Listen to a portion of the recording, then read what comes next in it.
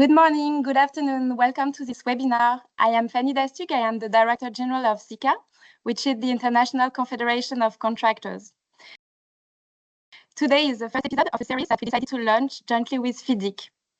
At CICA, we are pleased to promote and share some knowledge about standard forms of contracts, such as FIDIC, and I would like to particularly thank Daduna for this great collaboration. Today, we will deal more specifically with the avoidance of disputes under FIDIC contracts. We are very happy to have had 600 registered participants for this webinar. So now I have the pleasure to introduce our guest speakers. I have to apologize for Leo Gruters, who unfortunately is in Zambia right now with an insufficient internet connection, so he may not be able to join us today, but maybe he will join later.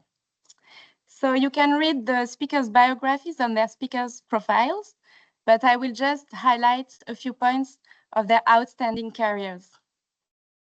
So first, I am delighted to introduce Taner Dedezade, who is an international construction barrister, dispute resolver, published author, and world-renowned speaker. Taner is on FIDIC President's list of approved dispute adjudicators. He is an ICC arbitrator, a FIDIC certified trainer, and was a FIDIC Trainer of the Year 2020. Taner is the founder and head of International Construction Chambers, which is based in London. And among many roles, Taner has sat as a DB member. Then I will move to Roberto Hernandez, who is joining us from Mexico. Roberto is partner director of COMAD, a law firm with 60 years of experience, and the CEO of COMAD Latam, a consulting firm specializing in complex solutions for international construction contracts and disputes in Latin America. Roberto has 30 years of experience in international construction contracts as a consultant, trainer, dispute board member, and arbitrator in 11 countries in Latin America and the Caribbean. Roberto also serves as a consultant for the Inter-American Development Bank. He has experience in international projects with FIDIC and NEC contracts as a dispute board jointly appointed by the parties, which has given him insight into the expectations of both clients and contractors. And then, last but not least, since we are very glad to also have with us a representative of the contractors, we have with us Nabil Kohar. So Nabil has 33 years of experience in the international construction industry, advising on the strategic development of contract management and legal activities, contract management claims-related issues on international projects, dispute boards, dispute avoidance and resolution, arbitration and digitalization. Nabil also provides in-house trainings on these issues. And also, Nabil is a member of the European International Contractors Working Group, Contract Conditions, and also a member of 2 task groups of the FIDIC Contracts Committee. So I think I said the main points regarding our speakers, and I will now turn to Daduna. Thank you very much, Fanny, for your kind introduction of our speakers. I'm delighted to welcome everyone to this webinar organized in partnership with CICA to discuss dispute avoidance under FIDIC contracts with our excellent panel speakers. Firstly, I would like to thank Fanny, you and CICA for this great collaboration in organizing this joint webinar. I'm Daduna Gohredze, I'm General Counsel in FIDIC, the International Federation of Consulting Engineers. I'm delighted that we have many participants today joining us from all over the world, and we look forward to interesting discussions. We would like to make this session an interactive one, so we would like to ask the attendees during the running of the webinar to please put your questions in the chat box or the Q&A section, and we will do our best to pick them up in the second part of our conversation. The topic that we will discuss today, dispute avoidance, is very important for the successful implementation of construction and engineering projects. FIDIC contracts, a few words about it, are the most widely used international standard forms. They are used in 170 countries and translated into 28 languages.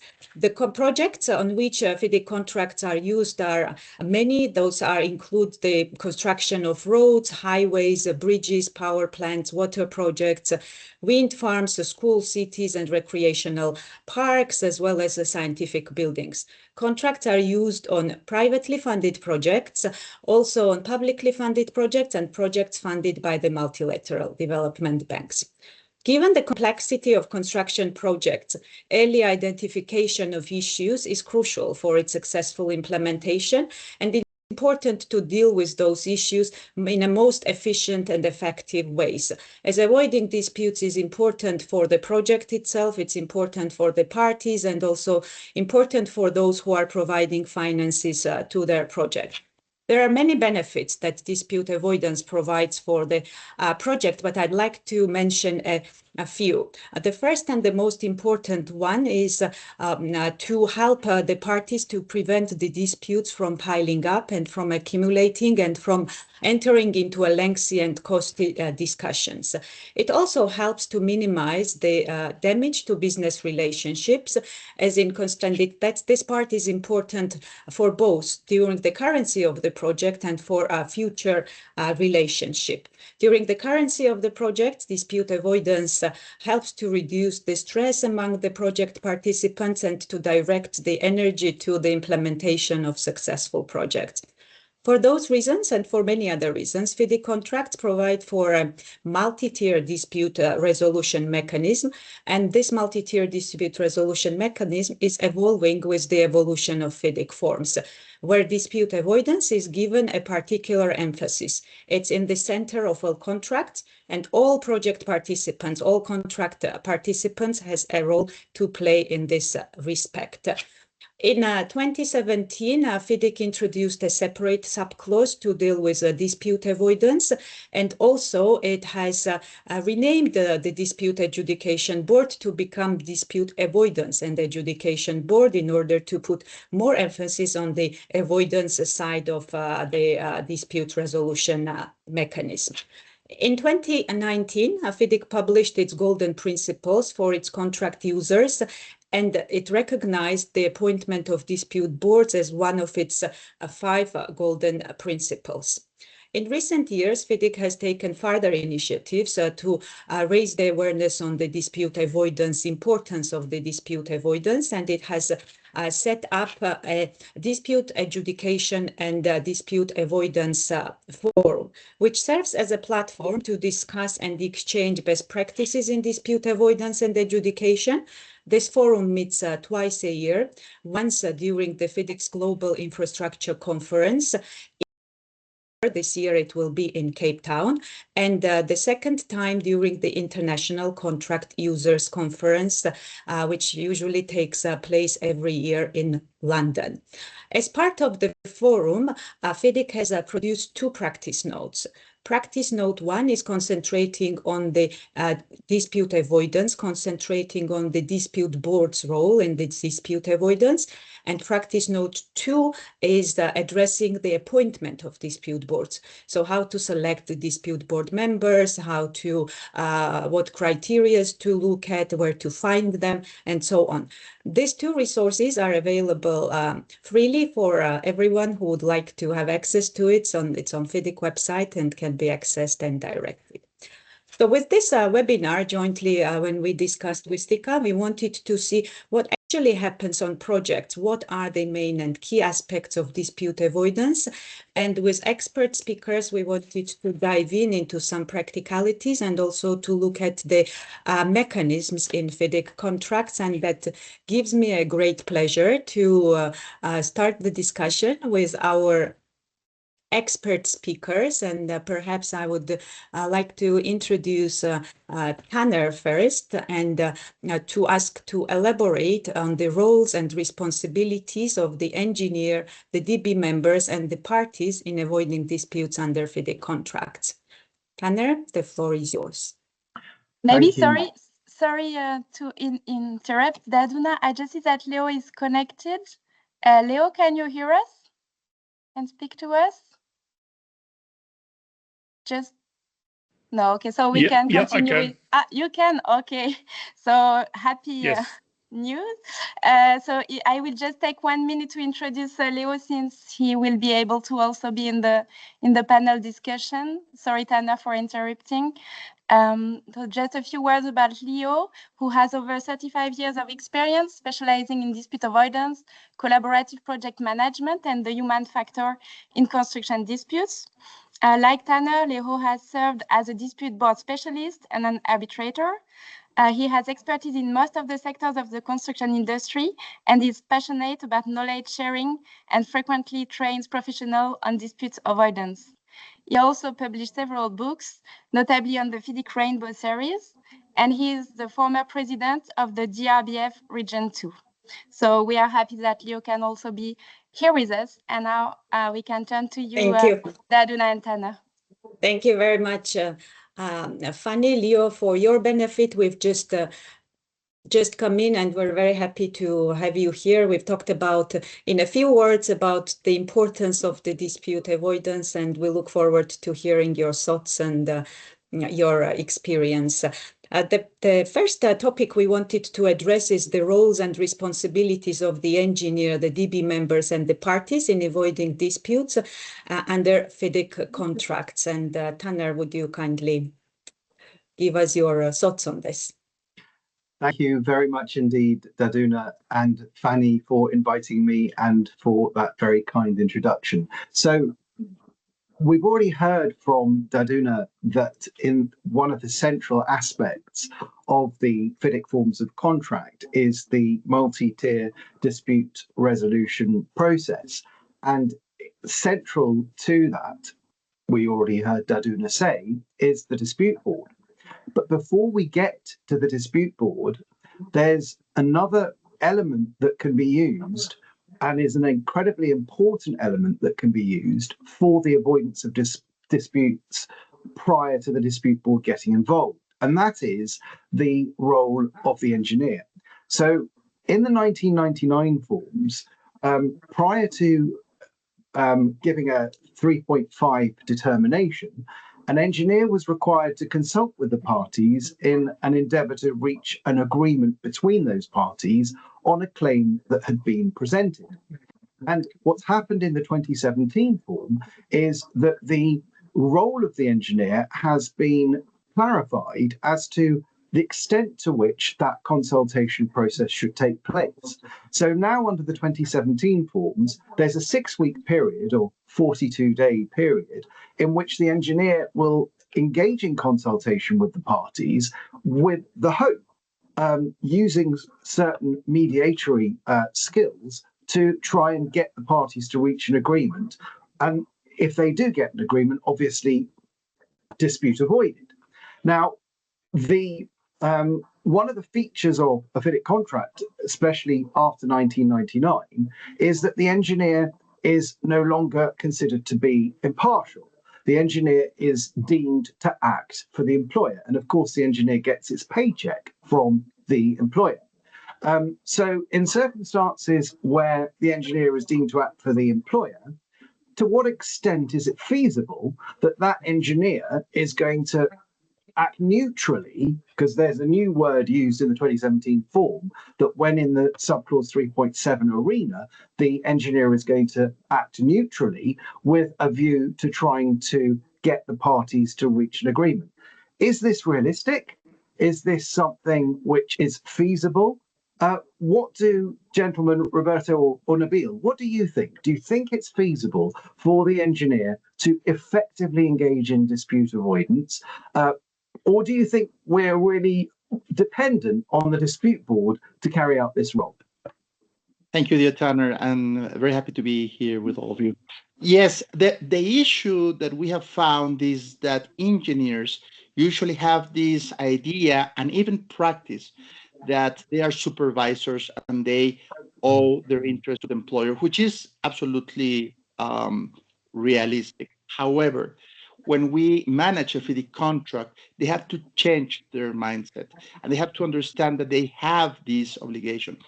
We have found, as we have discussed in the past, this burden with engineers that they really need to understand that if they are being under your FIDIC contract, they have to include this neutrality when they are in a claim process or any other established in the FIDIC contracts. So it's a matter of really training and culture. I think it's realistic as far as engineers are aware that under a FIDIC contract, they should do this. I think that's my response. Yeah. Tanner, thank you. If I could make a comment there. In reality, that doesn't always happen. In reality, the engineer, even in the 2017, kind of sits on the fence a little bit, and its role, I suppose, has evolved a little bit now to be more of a mediator. The question that's thrown up is, does the engineer have the skills necessary to bring parties together? And those skills are almost soft skills in a way that are necessary on the site. So I think that the question also leads into the fact that, of course, the engineer has this requirement to be the first line of dispute resolution, but is it capable?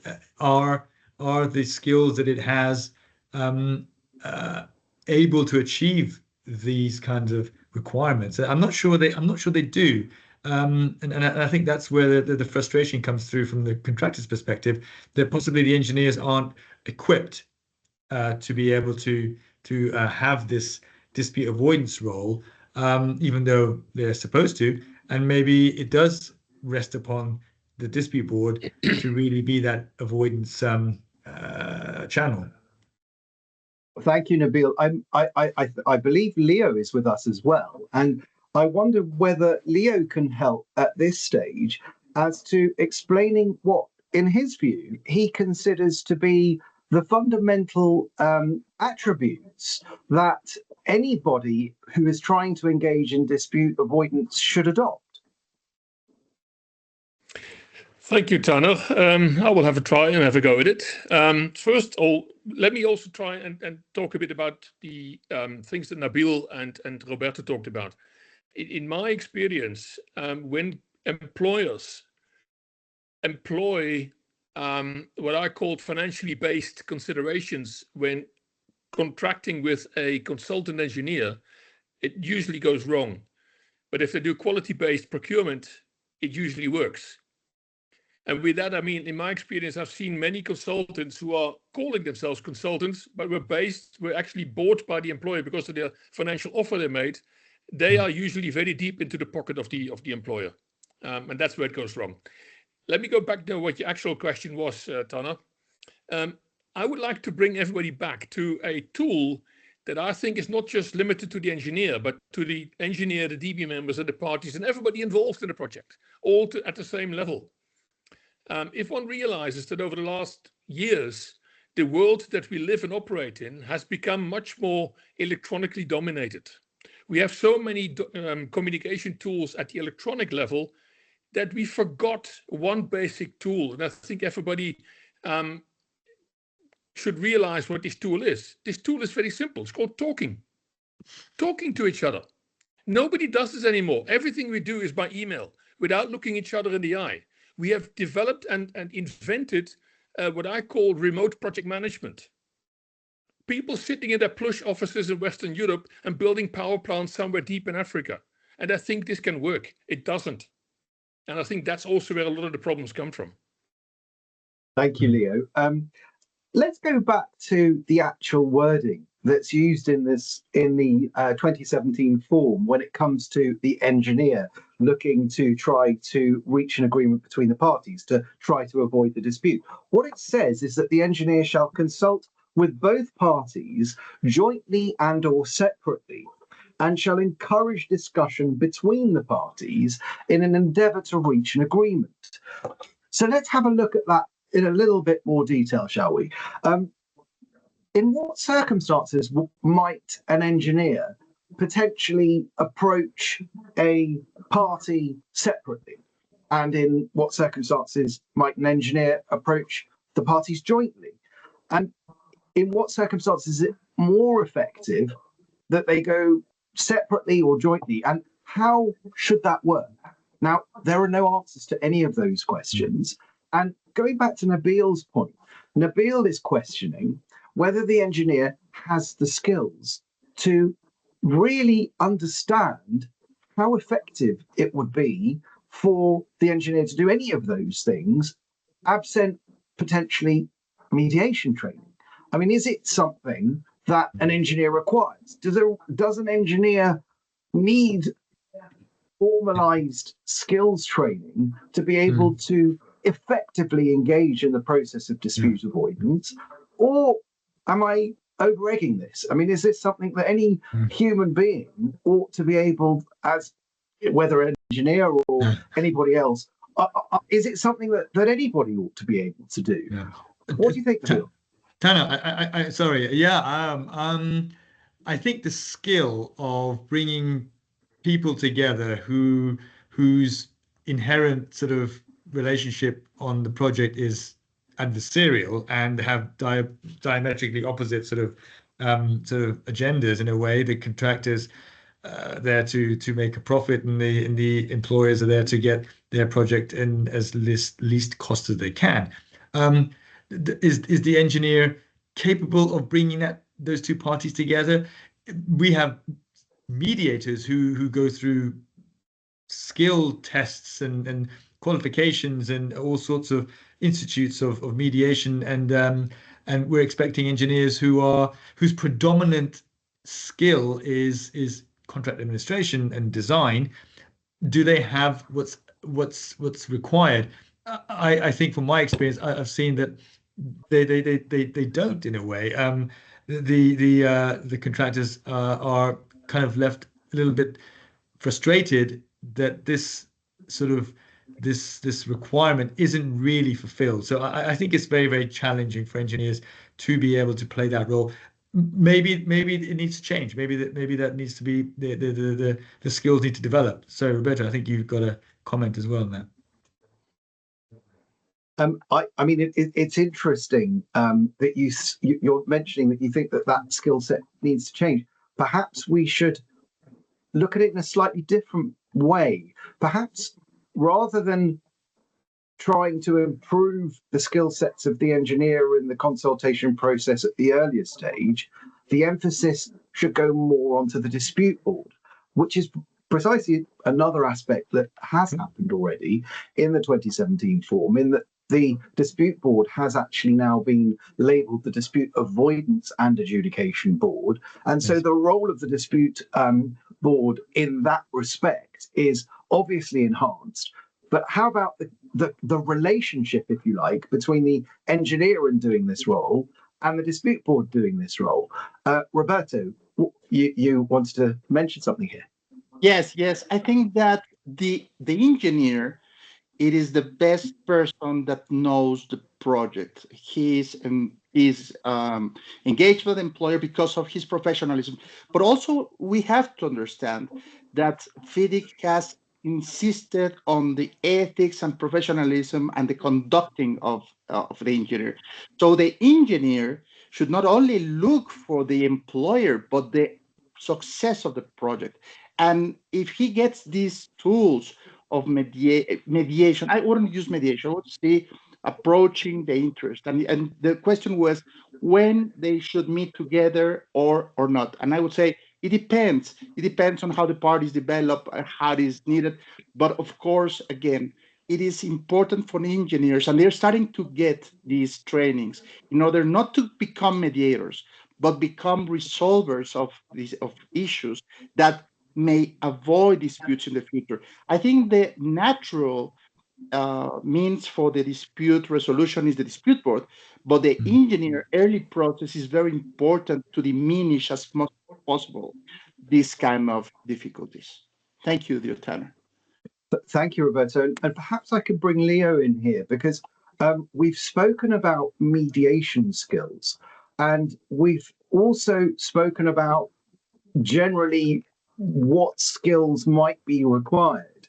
What do you think, Leo, are the skills that are required to get two people in a room to try and resolve or avoid a dispute. What would be your view as to the main attributes that the if you want to call him a dispute avoider, what would they do? How should they go about it, and what would their skills be? I think the main skill that anybody who is attempting to avoid disputes with two other parties, his main skill should be active listening. And that is being able to just listen to what the parties say and interpret it correctly. And then by open-ended questions, coach the parties into coming to a solution for themselves without even realizing they're being guided by that resolver into a direction that might just present them with a solution to the case. Mediation skills, to me, it's good to have them, but I think once you get to mediation, the parties are already aware that there is something in between them that they cannot resolve themselves. I think you're already one step too late. A good resolver identifies a potential problem before that stage, and that starts with listening and talking to the parties and working with the parties in what I always call a coaching manner. Thank you very much, Leo. And I mean, it's very interesting. There are listeners here who will be thinking, what does active listening actually mean? Can you elaborate on that a little bit, please? Active listening to me is trying to fully understand what the parties are saying to you.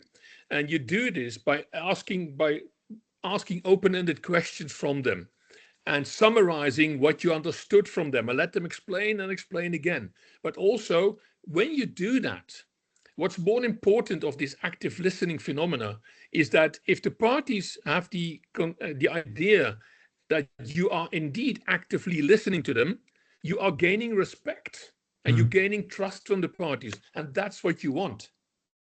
So just to cut you off at that point, is it realistic that the employee of the employer, i.e. the engineer, who is in most of its activities acting on behalf of the employer and looking out for the interests of the employer, as Roberto said, the engineer is very au fait and understands in a lot of detail exactly what's happening with the project. But is that engineer, when it is potentially given the role of actively listening, is that trust that you were mentioning feasible? Because can a contractor that's listening to an engineer, thinking that engineer is acting on behalf of the employer, feel that it's being actively listened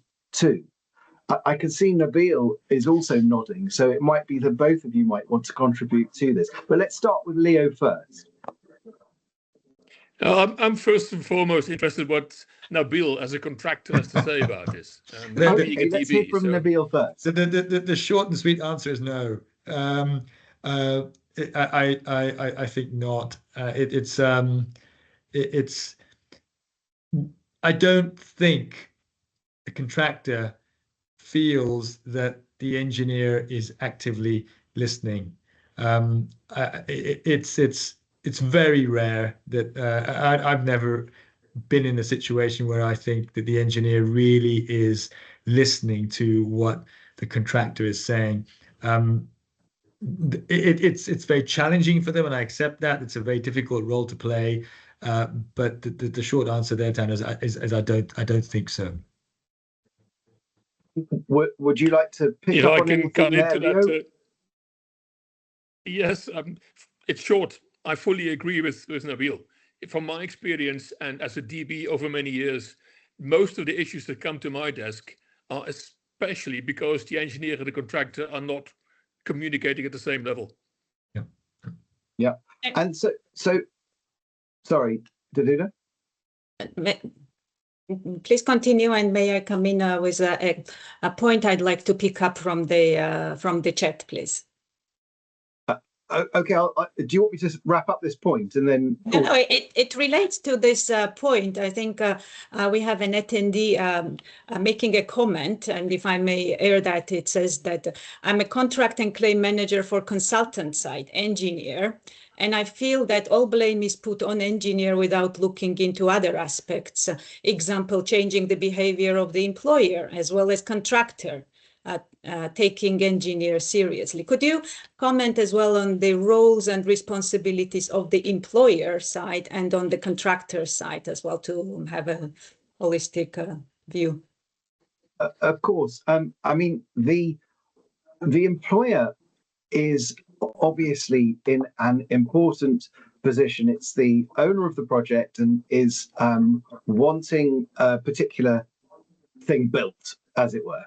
And one of the misconceptions is, from an employer's point of view, that if an undue pressure is placed on an engineer to apparently ensure that the engineer is acting in its interests, the employer's interests, that is, then that will potentially be in the best interests of the project. We've heard the use of those words, best interests of the project. But in fact, that's counterintuitive, because effectively, if an employer is bearing on a potential engineer and potentially trying to insist on an engineer making what it considers to be a decision in favor of itself, then ultimately that's going to backfire, because what will happen is that the contractor will feel aggrieved, and the contractor will then feel that the engineer is not actually performing a function worth performing at all, and will take the matter to the next tier of the dispute resolution provisions in the contract, which in the normal case would be the dispute board.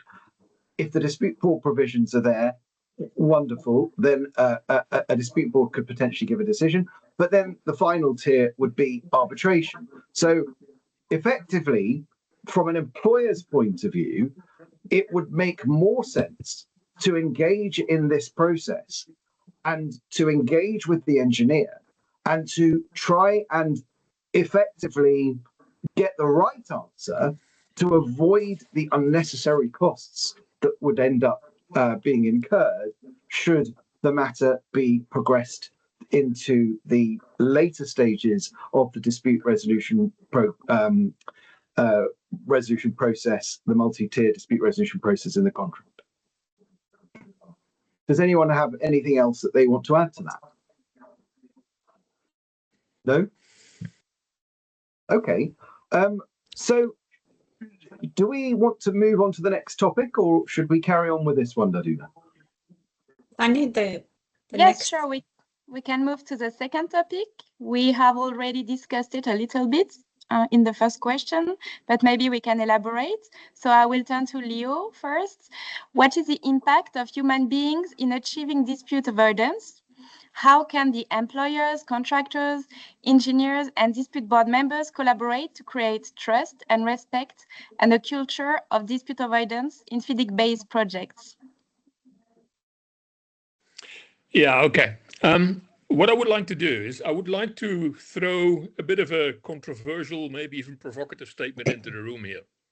And that is that, in my view, disputes are not caused by bad contracts. They're not.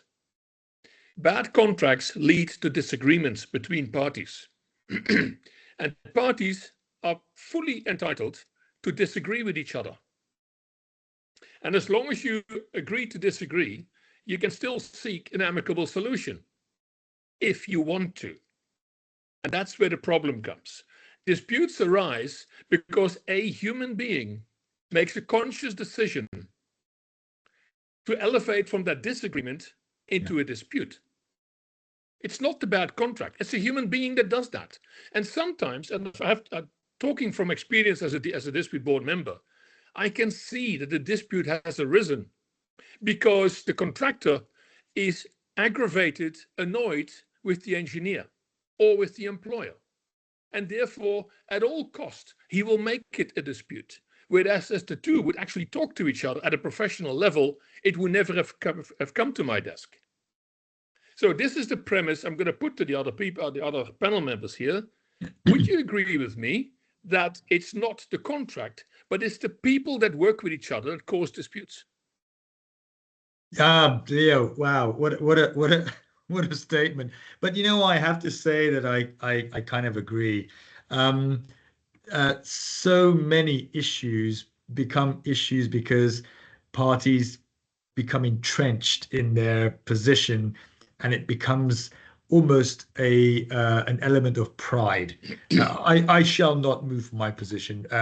It's a power issue. I'm the engineer. I say what goes on, and I'm not moving. And it's like playground politics in a way. And sadly, it's found its way into the arena where tens of millions, hundreds of millions of euros, dollars, and pounds are at stake. But you're right that potentially a lot of issues are due to the fact that there is a certain entrenchment going on, whereby if there was a swallowing of one's pride and sort of interacting and talking to each other, you probably wouldn't be in a situation you're in now. So I would tend to agree with you, Leo, now. I'm interested in what others have to say. Yeah, Leo, if you allow me, I think we can have good contracts with bad relationships. We can have bad contracts with bad relationships and good contracts with good relationships. So we have all the mixtures. I think that a good relationships can overcome a bad contract, but a bad contract, a good contract cannot overcome bad relationship. So that I fully agree with you that I have seen contracts that are really, really bad, but the parties are willing to do their best, even with difficult draftings and terrible situations on the contradictions on the contract, to go and complete the project successfully. And I have seen incredibly well done contracts where the parties are, as Nabil said, stubborn and trying to do everything to do life miserable for the rest. So I think there's a very good combination. But I am a believer as you that the conduct of the parties are the paramount issue. And if you use not only the parties, because we have FIDIC contracts, we have two very incredible elements different than the other ones, which are the engineer and the DAAB. So if you are using, as Daduna said, this avoidance environment and use the tools of the DAAB and the engineer as far as it is possible, I think this is a very good formula to go ahead with success of the projects. Thank you, Leo. I'd like to. Yes, thank you, Leo. I absolutely agree with you and Leo with your position of putting that forward, even though it was controversial. I think it's absolutely true.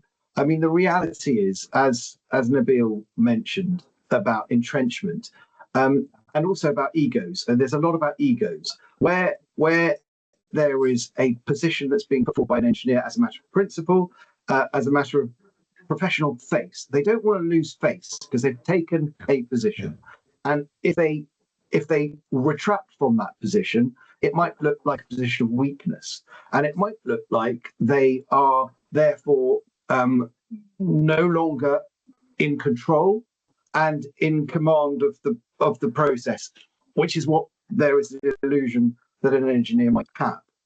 And let's take it back, Leo, to what you were mentioning earlier, and that's about active listening. It's completely inconsistent with active listening if an engineer refuses to budge. And the fact is that a lot of the time, that's precisely what happens.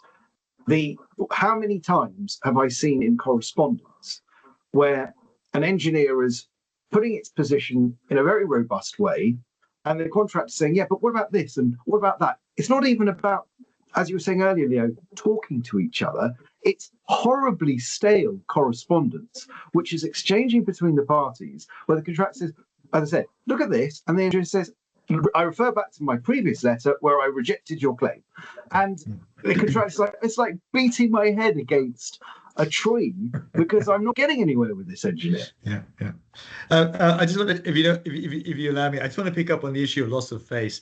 I think that's a very underestimated position, because I've been in and worked in parts of the world where loss of face is a really big issue.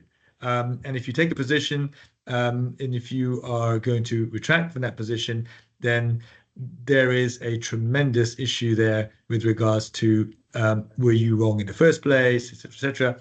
So even if you don't believe in that position anymore, you're almost forced to remain there, because God forbid you come back and change your mind.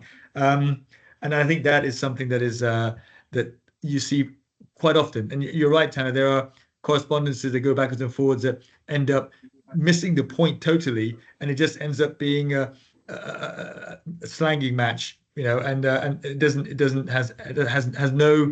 has no relevance at times, and ends up having no sort of no way of getting to the real root cause of what the problem is. Roberto? Thank you, Leo. I don't know if you agree that you know these kickoff meetings, and the kickoff meetings are like the explanation of the project, but they don't say, and they don't work on what you say, Leo. We don't work on kickoff meetings on explaining the projects, explaining the parties who are doing, and trying to team. And I think a good practice is start from the beginning. On the kickoff meeting is not just about what you do technically, but what do you do on the conduct of the contract. What do you think, Leo? Is this something that you would agree on that? And is it possible at that stage where everybody is like very neutral and maybe in some way innocent? I use the kickoff meeting from a DAB perspective, the first meeting the DAB has with the parties, to set certain rules without coming across too stringent with the parties, certain rules of communication. And that communication is based on mutual respect. We have to realize in the construction industry, and I hate to say this, but we all, at a certain level of management that you get to in the construction industry, we're all alpha animals. And this leads to this getting stuck in positions. Egos, big egos are in the way. So where does it, I'm going to put another provocative statement in here. Would it be time now that the construction industry is evolving so much that people at a certain level would be required to do some human behavioral studies instead of just technical and managerial and cost and whatever else they do? Great point, Leo. I mean, we tend to forget the fact that we are in a relationship here. It's a relationship between two parties, and relationships are built upon mutual trust and communication. And I think we kind of lose that a little bit.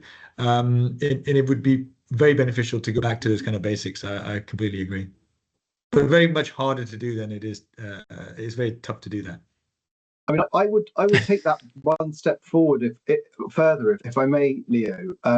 So yeah. When we talk about respect and trust, I've seen the use of a triangle being bandied about, and at one prong of the triangle is logic, and within that you could potentially talk about the potential for the experience of the dispute resolver, the legal ability to understand the contract, the contractual skills and that sort of thing. That's just one side, but that's only one small side of the triangle. Then you've got empathy on the other side. This is about relationships. And when you talk about empathy, we're going back to what Leo was talking about. We're talking about active listening. We're talking about understanding what's going on here, understanding where the root of the problem is, and effectively unlocking, if you're the dispute resolver, unlocking the ability for the parties to retract their egos. In a skillful way, a dispute resolver can do that without letting the parties look like they are losing face. Yeah. A good dispute avoider can actually do it in such a manner that both parties think they're winning. And so that was the second prong of the triangle. And the third prong of the triangle is authenticity. Authenticity means that the dispute resolver is basically being him or herself and ensuring that the parties actually like and engage with that person to that point. If I may come in at this point, you mentioned the kickoff meetings. Leo, you mentioned the communication strategies, the soft skills that the project participants should use, and the emphasis and logic. It's all about humans. And as dispute board members, what strategies you use, or what strategies should the dispute board use, or soft skills that can bring parties to collaboration and to avoiding disputes, or to say to resolving the issues at an early stage? Because in construction projects, there are multiple issues that may arise. That's due to the risk, due to the unforeseen circumstances. Even if the parties wish so, there will be some issues coming up. So addressing them in the most efficient ways from the dispute board's perspective, what strategies would you apply, or you apply in your experience? If you allow me, I think I've known Roberto for many, many years, and I think this is extremely up his sleeve. Roberto, please, you may start. Thank you, Leo. Yes, well, a tool that I like really using is meeting monthly, every month with the parties virtually. What Leo says, I think it's paramount, is talking, is having a permanent relationship with the parties, understanding what is happening in the project, what is happening in their concerns. And if you have this monthly meeting, even if it's not in your contract, but you understand what is happening and the perception, I think this is a tool that helps very much. There are sometimes that parties just say what something is happening technically, but they don't get into the point. So as Leo said, and Tan and Nabil have to be very consistent on questioning what is happening. How do you feel yourselves? How do you feel that the project is going? And if you feel this specific taste of discontent or something, you have to get deeper in a very, very kind way, because you owe yourself to both parties on the project. So you shouldn't make yourself like you are helping one party or another. I don't know if you agree with this, Leo, Tanner, Nabil. There is an interesting comment as well, if I may mention, that came here. Just wanted to read out that one of our participants mentioned strategies like joint measurement of quantities and joint material testing, like very practical comment as well. Yes.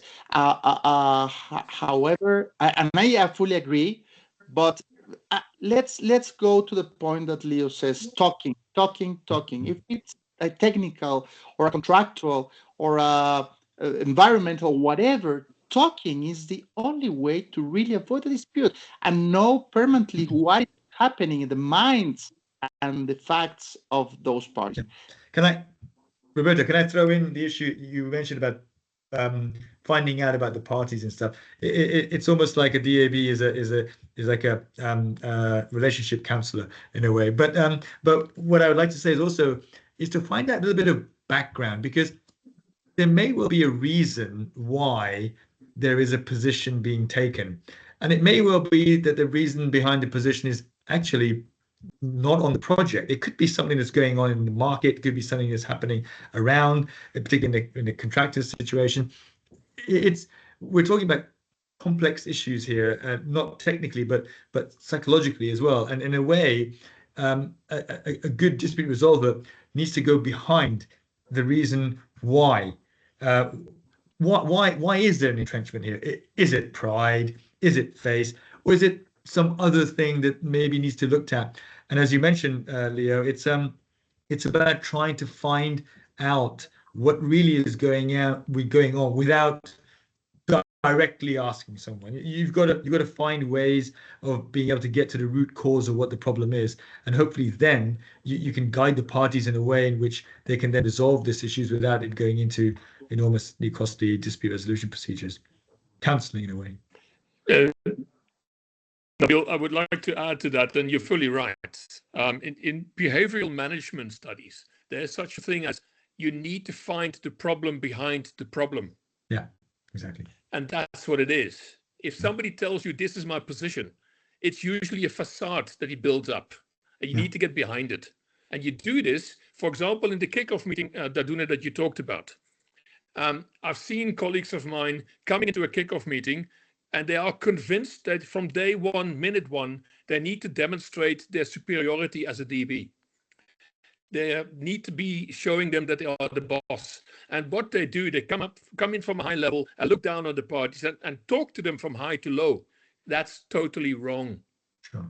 Come in as a human being. Talk to them at equal level, eye to eye. And also that involves sometimes for the DB to admit that you don't know something. Don't come across as a know-it-all. Be that human being. And that way you create success, respect, and also trust from the parties by being one of them. Tanner, go ahead, because I was going to say something, but you've got your hand up. Please go. Thanks. I was just going to, just picking up on that very last point that Leo was making, again, not being afraid to ask the questions would be an example of authenticity. But I want to go back to what we were talking about. Roberta was saying about the communications and how there is it is very important for he was suggesting monthly meetings. A long time ago, it was Leo who said to me that one of the things that can be a very effective tool is to just ask a very open question to the parties. If you're a DB member and in that room you've got the engineer present, the contractor present, and the employer present, and you simply say, what are your areas of concern? So let's set up a scenario here. Imagine that the area of concern for the contractor is that it can't get access to the site. A typical problem because of expropriation issues. Perhaps it's a road project and the employer hasn't yet compulsorily purchased the land. So the first meeting that this happens, DB walks in and says, what are your areas of concern? Contractor says, well, we can't access this particular element of the site. And so DB says, okay, thank you, contractor, I hear that, and turns to the employer. So what are you doing about it? And the employer's saying, oh, I didn't realize they didn't have access to the site, or let me just check. Okay, so so then the DB can step in. So what are you actually doing about this? What steps have you actually taken to compulsorily purchase the site? Have you got all of your ducks in order? Do you know exactly what you need to do? What are you going to do? How are you going to do it? Why don't we park that and let's discuss it at the next meeting? Maybe we don't wait a month. Let's wait a week for this one, or possibly 2 weeks, and we'll have a review to see how you're getting on. Now, that's one way of looking at an expropriation issue. And another way is, as a contractor, I am very frustrated that I can't get access to the land. Here is my notice to claim. What do you think?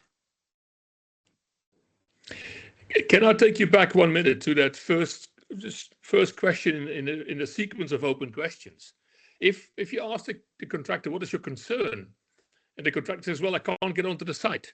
Usually, from my experience, that is because the contractor is being told by somebody within his organization, well, watch out, in roads project, expropriation is always an issue. And if it comes, just be hard on it. My first question would be, well, Mr. Contractor, why is it a concern to you? What exactly do you mean by that?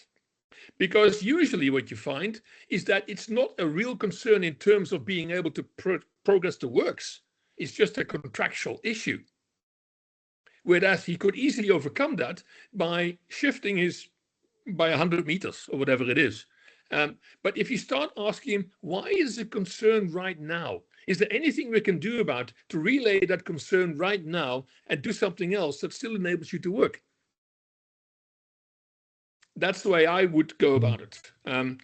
Also, if I may, on getting the parties to collaborate, I talked about it on many occasions in my projects. It's called a joint statement. Roberto mentioned talking. It's the DB's function to make the engineer, the employer, and the contractor talk to each other.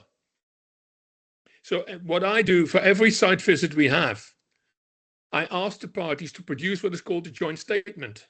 And the joint statement is exactly what it is. A statement mutually prepared by the parties, all of them, including the engineer. And that means before I get there next week or whatever the date is, 10 days before that, they have to sit down together and talk about their concerns. I force them to do that. And what we get, I've had it on a couple of projects now. List of concern is there from previous meeting. The joint statement comes in and says, well, we got one new concern that we add to the list, but you know what? We talk to each other. 5 of them have been removed. I've done my job as a DB. What other strategies have you used in your practice as DB members to bring the parties together? You mentioned a few of them, Leo. Any others to add, Roberto, from your side, or Tanner or Leo from your side as well?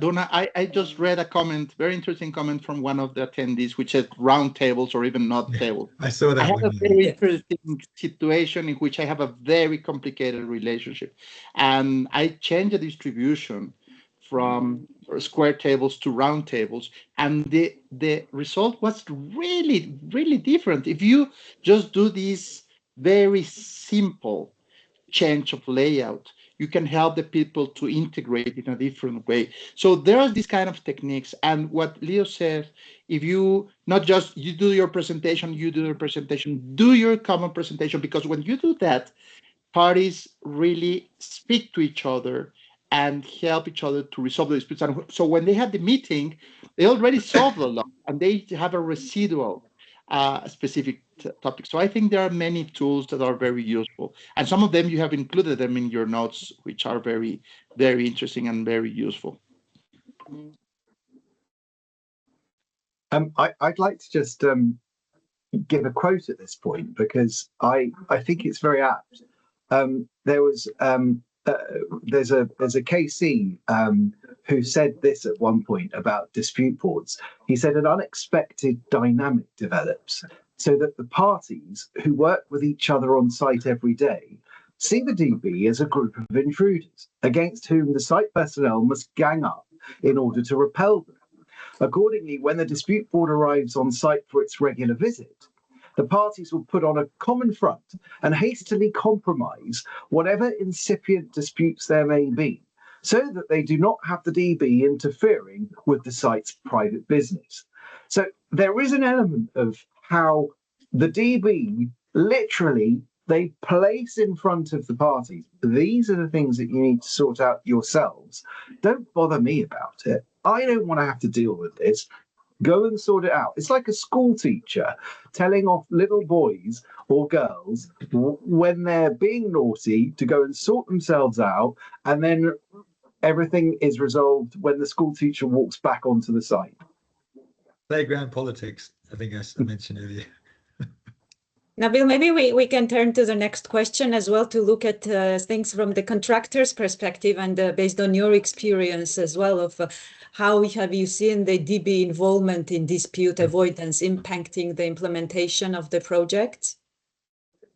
Yeah, I mean, if you look at project performance, what is that? I mean, how does the DB and dispute avoidance impact project performance? I mean, performance would be commercially related, say, for example, profit and loss. And after all, the contractors are there to make money. Also, I guess performance can be measured against what we talked about a little bit earlier, is that how is the project evolving? Is it contentious? How do you get along with your employer? Are the meetings frosty? Are they cordial? If I can take you back to experience I had in a project in Lebanon, I was part of the contractors organization, and the meetings with the engineer were extremely frosty. We couldn't even agree on minutes of meetings. We had to end up having to having them recorded because no one could agree on what was said. I mean, it didn't help the fact that the engineer walked into every meeting wearing sunglasses indoors. I mean, that just defeated the whole object of any kind of issue of friendliness. It was just an awful project.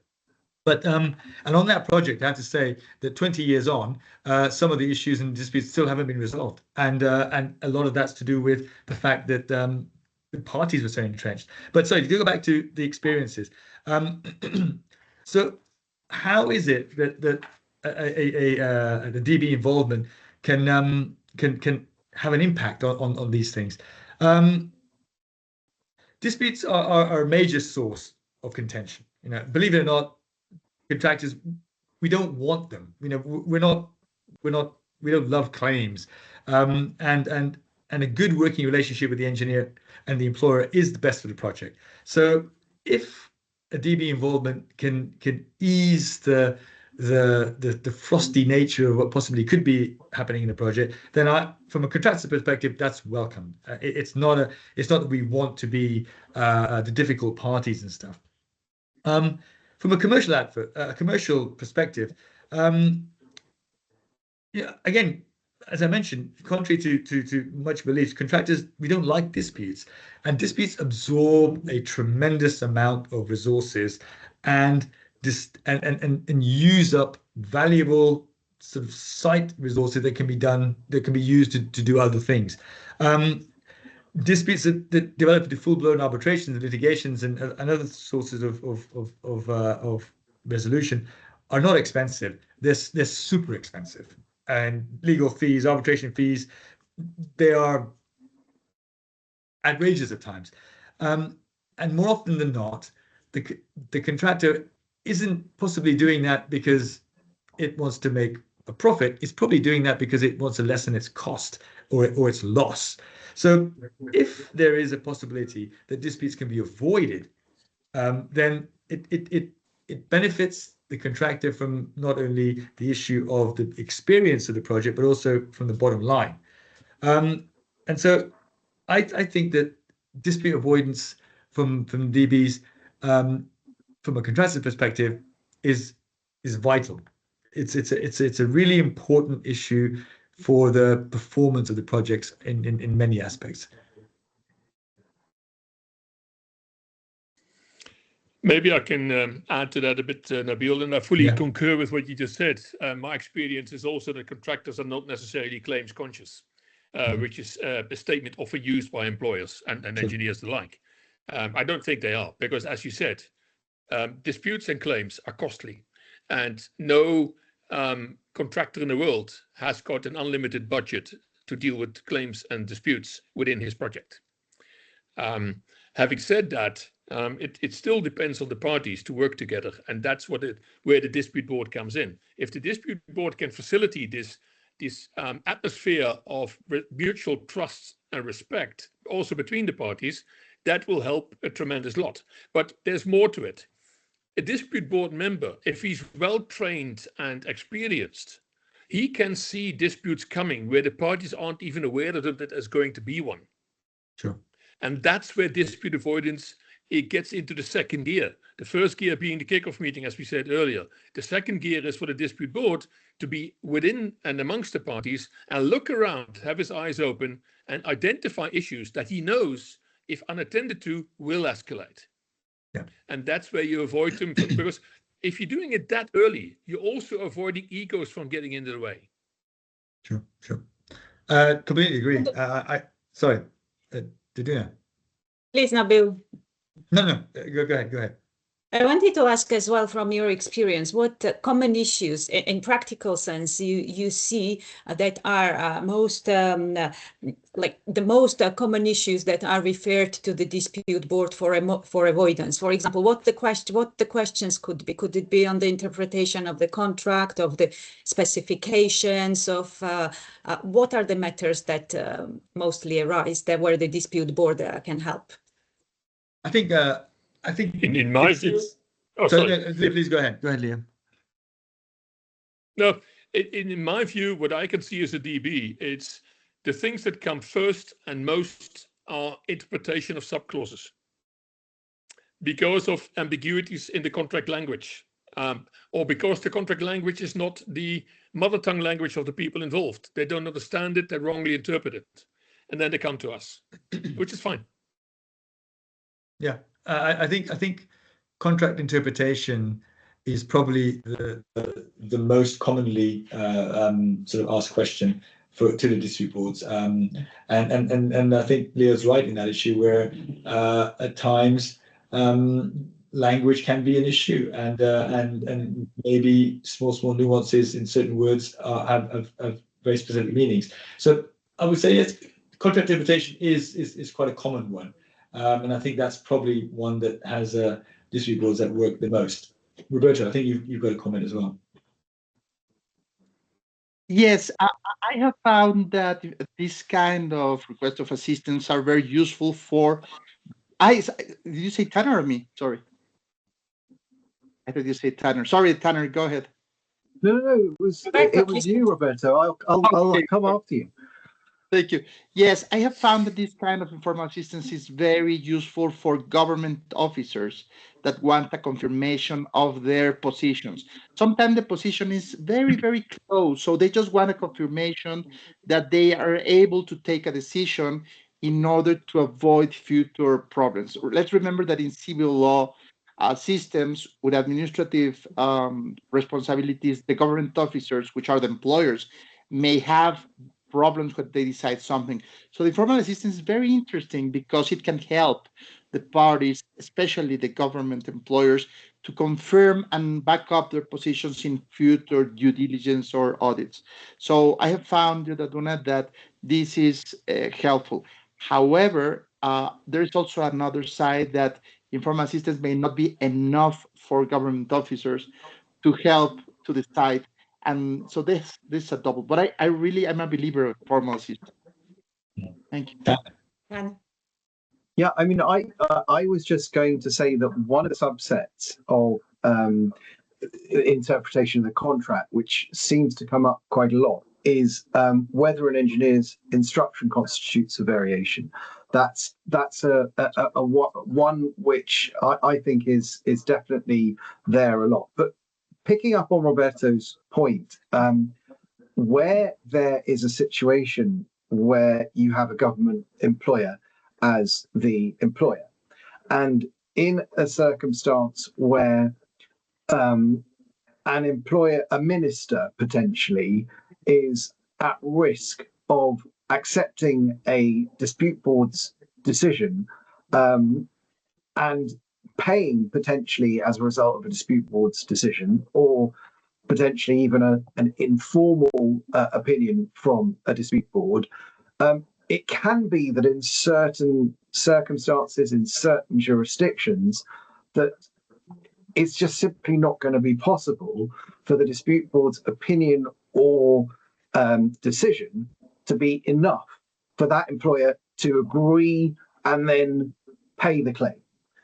What will be necessary is for the matter to go all the way to arbitration and for an award to be issued, because in that scenario, when the award is given, then that's enforceable and there's no option for the minister.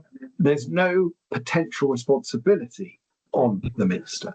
And so unless you go right the way up the chain, I mean, I had experience where I was dealing all the way up to the Deputy Prime Minister because the Minister of Finance wasn't prepared to put his neck out on the line. So he needed to get the backup right the way up the chain. Thank you, Tanner. And Fanny, maybe we allow some time to take questions from the floor. We have some coming in. I may start with the one question. And we were speaking about the dispute boards, and this comes a relevant question to pose would be, do DB members as a team really have time for avoidance when some of them might be busy with other DBs? So the question is, what is the limit of participation in different concurring DBs? How many dispute boards can one DB member run at a time? Some of us think they can do every single. Some of us think they can do everything they like. But I know the comment is justified. But remember, when we sign a dispute board agreement, we actually guarantee availability. That's the first part. So a good dispute board member will keep that into account. When he is being asked to take on a job on the next project, he will have to guarantee that availability again. So whether or not an exact number of projects that you can handle as a DB, I think for everybody is different. It also depends on the projects that you are having at that moment in time. So there's no fixed number what can give. But from my perspective, I'm fully aware that I'm signing an agreement where I guarantee my availability. So, and that's what I stick to. From a contractor's perspective, just to add to something, it's very obvious and very clear if a DAB member is not fully committed to the project. It becomes very evident very, very quickly. And once that is there, then it's very difficult for the DAB to really sort of have any credibility. So Leo's right in that respect. But that then comes down to the fact that when you're making your appointments, that you need to be fully aware of who you're appointing and ask them very, very clearly if they do have time, and ensure that is being upheld. So it's an issue that is important, I think. Just picking up further on this question. It's very important. Sorry. Just picking up further on this question of availability. Ultimately, the reality is that the best practitioners are the busiest. And so they will have potentially availability issues. But as Leo said, it depends on what you consider as an individual DB member. How many appointments can you handle? Because obviously, if you're taking on too many appointments as a DB, and you're not giving the sufficient capacity to each individual project, as Nabil says, it becomes absolutely obvious to the parties that you're not there.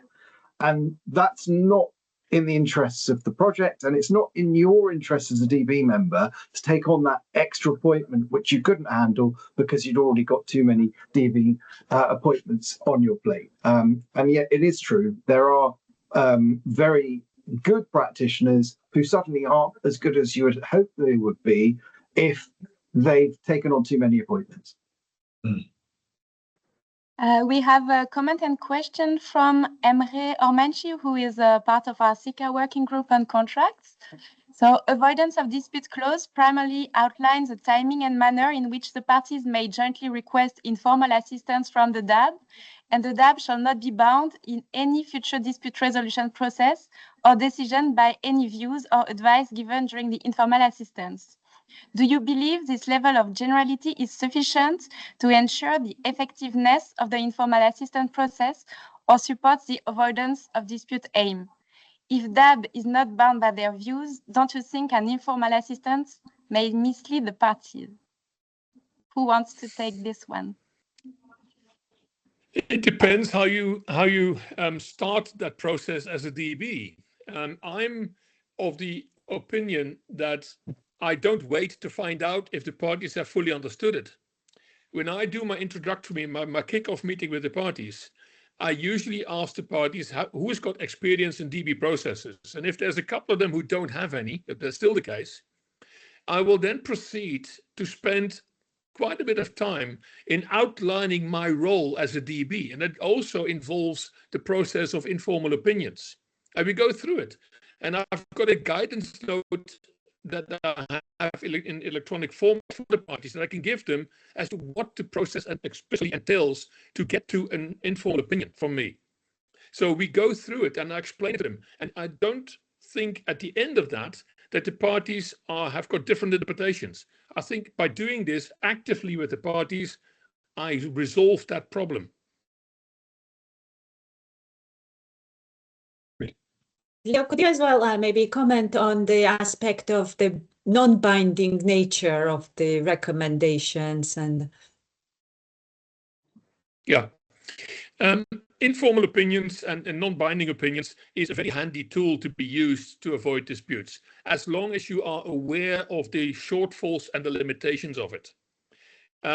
It's a quick and dirty tool, as far as I'm concerned. And it's extremely useful in small, non-complex issues like a difference of interpretation in one of the lesser important subclauses of the contract.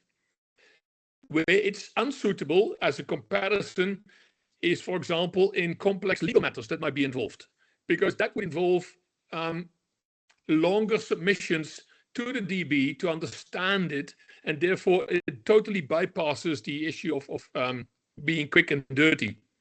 So because it's short and quick, the DB gives an answer short and quick, which means he might not always have had the opportunity and to have all the information needed to get to the right decision or opinion.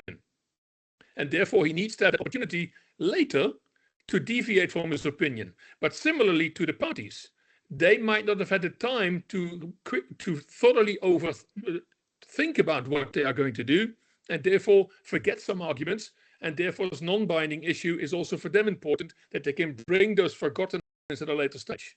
I see the lawyers are up in arms now. So, Roberto, do you think the opinions are misleading because they're not binding? No, I think it's a very interesting tool. And let me put you an example. If there is a situation that is both parties need to resolve promptly, they can use informal assistance. But there is another additional benefit for this, which is cost. If parties just go and start the dispute resolution and go all the process, there will be costing time and costing money. If you go with informal assistance for things that are worth it, for the parties will be very, very cost and time effective. So this is an additional thing. It's cost effective, time effective, and efficiency effective, even if it's not binding, unless the parties predefine and pre-agree that they will be bound or not. And I have seen when parties decide before that they will go to the binding informal assistance and transform the informal assistance to a binding opinion, which is very interesting. And that may help the parties to be more effective. So I would really be very careful on not giving enough very powerful value to informal assistance.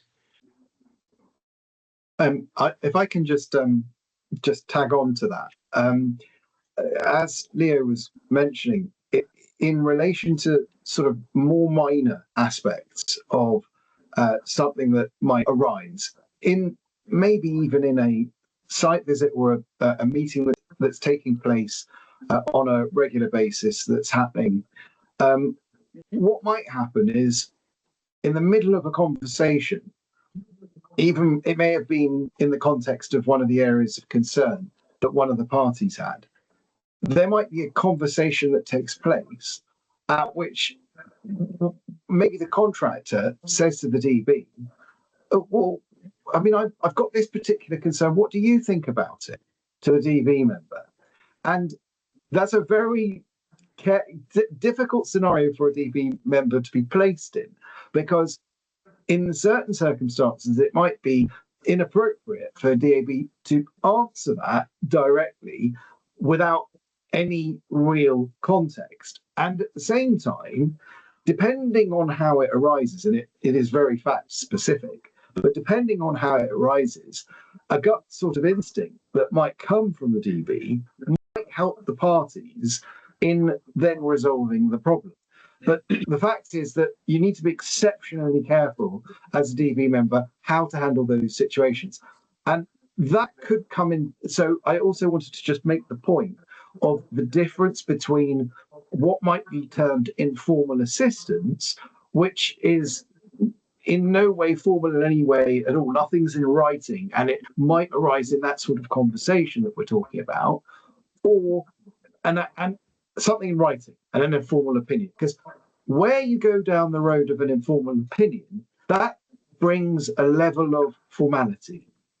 And it may be that as soon as you're bringing that level of formality, that it might not be as effective as if you nip the dispute in the bud at an earlier stage when you were having it as an informal conversation prior to the parties' positions starting to get entrenched?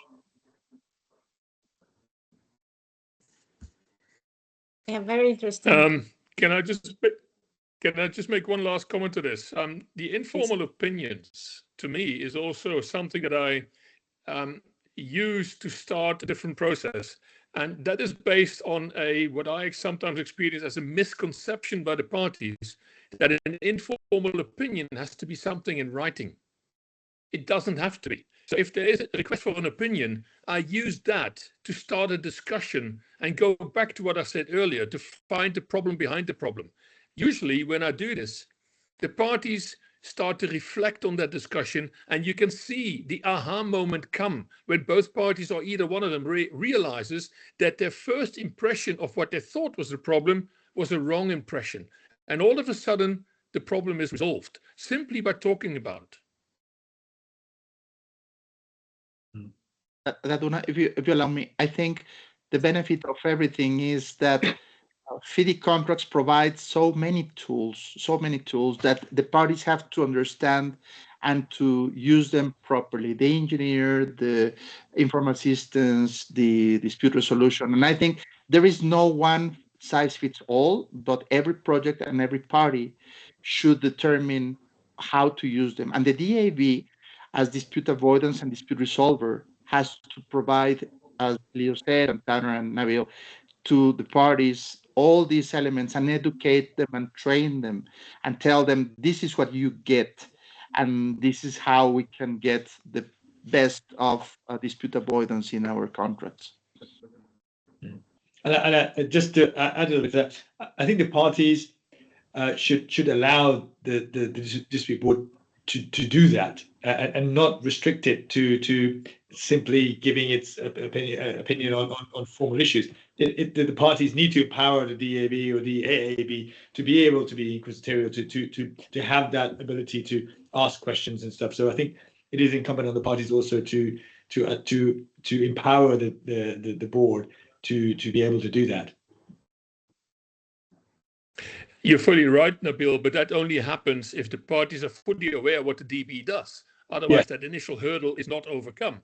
So one of the tools, again, what the DB can use is if he's faced with inexperienced parties as to what the DB actually does, offer them a workshop, a half-day workshop at your next site visit. Yeah. No, great idea. I think that that also lends itself quite well to the fact that the DAB or the DAAB is therefore best for project. And the misconception sometimes is that it's a friend of the contractor all the time because they're always insisting on it, and it's always difficult for the employers to agree upon it. But it is vital that the parties understand, or the employers understand, I suppose, more that the dispute board is there for everybody. And it's there for the project, not simply for the contractor to have its claims put through. Yeah, very important. Maybe, Yes, Daduna, we will ask the last question to each of the speakers. Yes. Yeah. So from the DB perspective, what are your recommendations to the parties and to the funders? You have 1 minute each to answer this question. So Nabil, would you like to start? Who wants to start? Oh, okay. From the contractors' perspective. Okay, so, Fanny, again, sorry, what was the question again? Sorry. Sure. I was asking about your main recommendation to the parties and to the funders from the DB perspective. I think one of the sort of biggest things from a contractor's perspective and advice to the other side and the other party is not to look upon the dispute board as a simple mechanism by which the contractor is going to speed its claims through. It is best for the party, for the project, and for both parties. So the recommendation really would be to understand what the dispute board can do, and maybe, and if you're not aware of what this board can do, is ask them to be able to let them be educated in the fact that the dispute board can really affect and really add to the performance of the project, but you need to know what they can do. So I think the main thing is education of what is possible and what is, I guess, not possible. Thank you, Nabil. Now we have Tanner. Yeah, I was just going to add to what Nabil was saying, and my view is that from the dispute board's perspective, if you emphasize to the parties, and the funders are also aware of this, that the core role of a standing dispute board is dispute avoidance, and that ultimately what will happen if the correct dispute board who understands the role of their role of being able to avoid disputes, that if the parties realize that, rather than thinking, as I think Nabil said earlier, that the dispute board is the tool for the contractor to get money, it's not. It's an ability for avoiding disputes. That is what I consider to be the core function of the dispute board. If the funders realize that, if the parties realize that, then the notion of the process of DB being in place to potentially elevate disputes into arbitration, that is dispelled. And so that would be my view, just to emphasize how important that dispute avoidance role is. Roberto, Leo, would you like to add something? Yes, Fanny, thank you. Well, I think that the users should be very focused on resources, webinars, trainings, understanding what is happening, because many times they are not aware of it, and they can get a lot of benefit.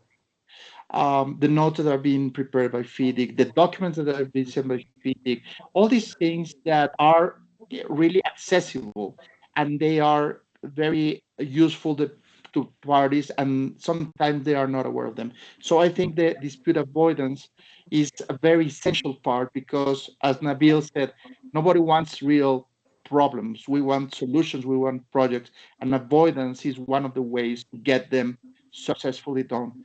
And thank you very much. It was a pleasure to be with all of you. Thank you, Roberto. Leo, would you have a final comment? Yeah, most of it has been said already, so I would then have to limit myself to summarizing it a bit. But what I would like to say is that from a DB perspective myself, I think there's still an enormous amount of misunderstanding as to what DBs actually are. And unfortunately, many of the parties that get involved in DB processes, they have to do so because they are forced by the banks, because they all of a sudden switched to funding for the project and insist on having a FIDIC contract with a DB. And the parties are not being educated about what that is. They're just being faced with it from today until tomorrow. And unfortunately as well, many of the parties still make the same mistake. They think DBs is just a low level of arbitration. It's not.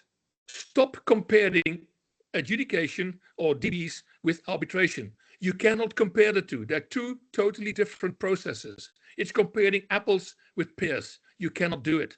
So therefore, we need a lot more education for both the employers as well as contractors and engineers as to what it actually is that we do. And to put it in short terms, we are an insurance policy against arbitration. Mm. Thank you all. We would like to thank all the participants and, of course, all the speakers. Thank you, Daduna. We hope to see you for the next episode of this series. We will meet again on the 19th of June to discuss issues related to the Green Book. I have to say that as CICA, we have been very supportive of the Green Book. FIDIC had kindly invited CICA to be part of the friendly review, and we would be very pleased to organize this webinar again in June. So Daduna, I let you close this webinar. Thank you very much, Fanny, and I would like to thank all the speakers. Very, very important topic discussed, dispute avoidance, and the final comments and recommendations, I believe that our attendees and the others will find very useful. I would like to, as well as mentioned, refer our attendees to FIDIC resources, to our practice notes, to check out our FIDIC Academy, as a lot of training and education is provided through that, and to join our conferences, forums to discuss. We learn from discussion, and we need feedback and good collaboration as we do with the Contractors Association. Fanny, I would like to thank CICA and you for this great collaboration, and we look forward to the next joint webinar, as you mentioned, about the Green Book. And we would like to thank all the attendees. We had a high number of attendees together. A lot of good comments and questions that we will take, we will reflect, and we hope to come back to you with more events and more discussion. So thank you, all of you, and have a good rest of the day. See you next time. Thank you very much. Thank you. Thank you very much. Bye-bye. Thank you.